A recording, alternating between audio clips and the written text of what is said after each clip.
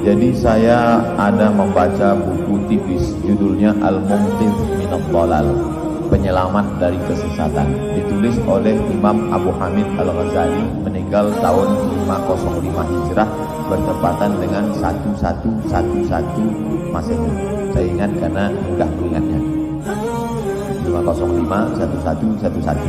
Jadi Al-Ghazali ini dulu sampai pada puncak popularitas. Kalau dia ceramah di Baghdad, maka yang mengikut dia di belakang itu 70.000 orang.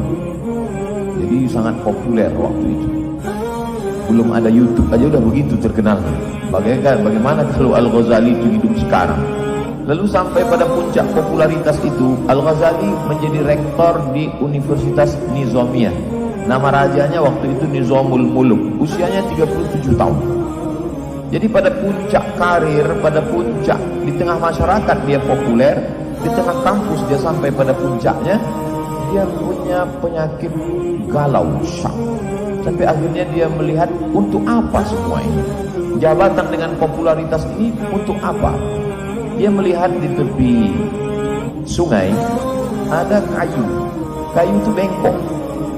Tapi kemudian ketika ditarik kayu itu lurus. Betapa ternyata mata ini menipu. Mata menipu.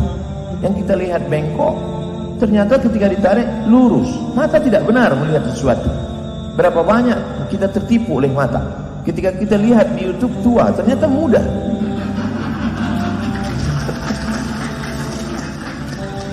Akhirnya Al-Ghazali merasakan ada suatu keraguan tentang panca inderanya. Kalau begitu mataku tidak benar, telingaku juga tidak mendengar. Kalau begitu akalku juga tidak benar melihat dunia ini. Itulah sebabnya Al-Ghazali masuk ke dalam tasawuf. Jadi awalnya Al-Ghazali itu pemikir yang luar biasa. Makanya dia membantah filsafat habis-habisan. Kata dia akal itu semu. Maka dia bantah filsafat. Dia tulis buku berjudul Tahafut Al-Falasifah, jatuhnya filsafat. Dia membantah Syiah. Dia tulis buku judulnya Fadaih Al-Batiniyah. Dia juga membantah pemikiran yang tidak sesuai. Sampai akhirnya dia berkelana selama 11 tahun. Lalu kemudian dia menemukan apa yang dia sebut dengan ma'rifah. Ma'rifah adalah pengetahuan dari Allah Subhanahu wa taala setelah habisnya wahyu, yaitu dengan cara ilham, dan ilham itu diperoleh dengan riyadhah, menahan makan, menahan minum, menahan hawa nafsu. Akhirnya dia sampai pada puncak pengetahuan yang sempurna itu ketika dia ditanya orang, "Apa ma'rifah itu wahai Ghazali?" Ghazali menjawab, "Nurun yaqdhifullahu fi qalbi 'abdi", cahaya yang ditembakkan ke dalam hati seorang hamba. Jadi ketika kita lawan keinginan-keinginan ini, maka disitulah Allah akan memberikan suatu pengetahuan yang sempurna. Dia ceritakan secara singkat dalam Al-Munqidh Minadh Dhalal. Artinya apa? Bahwa segala yang kita lihat ini belum tentu hakikat yang benar. An-nasu niyam, kata Sayyidina Ali. Manusia ini seperti orang tidur. Kita ini semua tidur. Falamma matu intabahu. Nanti ketika dia mati barulah dia sadar bahwa dia sebenarnya dalam tidur panjang dengan mimpi yang indah sekali. Ada yang mimpi jadi ustaz viral, ada yang mimpi jadi guru besar.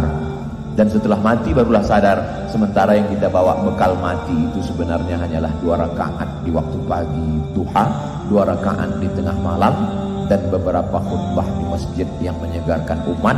Itu pun kalau ada yang mendengar, karena sebagiannya tidur panjang, dan sisanya hanyalah seperti debu yang diletakkan di telapak tangan lalu dihembuskan dan hilang, tidak bermakna.